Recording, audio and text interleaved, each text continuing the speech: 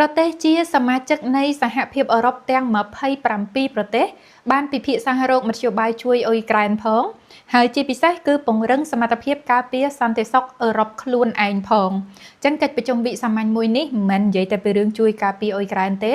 គឺនិយាយអំពីសុវត្ថិភាពរបស់អឺរ៉ុបទាំងមូលដែរពីព្រោះថាសហរដ្ឋអាមេរិកក្រោមរដ្ឋបាលរបស់លោកដូណាល់ត្រាំហាក់ដូចជាបង្ហាញចំហថាផលប្រយោជន៍របស់អាមេរិកជាចម្បងហើយមិនសូវខ្វល់ខ្វាយអំពីសុខទុក្ខរបស់សម្ព័ន្ធមិត្តខ្លួននោះទេអញ្ចឹងសម្ព័ន្ធមិត្តចាស់ក៏មិនខ្វល់សម្ព័ន្ធមិត្តថ្មីក៏មិនខ្វល់និយាយរួមមិនខ្វល់អ្វីដែលខ្វល់ដំបូងបំផុតគឺសហរដ្ឋអាមេរិកចាដោយដែលបងប្អូនបានឮលោកដូណាល់ត្រាំគាត់និយាយចឹងថាម៉េច American First ចាអញ្ចឹងប្រយោជន៍របស់អាមេរិកជាចម្បងអញ្ចឹងរឿងសុខទុក្ខរបស់សម្ព័ន្ធមិត្តទុកម្លេចសិនកិច្ចប្រជុំវិសាមញ្ញផ្ដោតទៅលើសំណើផែនការពង្រឹងវិស័យការពារជាតិរួមរបស់អឺរ៉ុបដែលគិតជាទឹកប្រាក់ប្រមាណ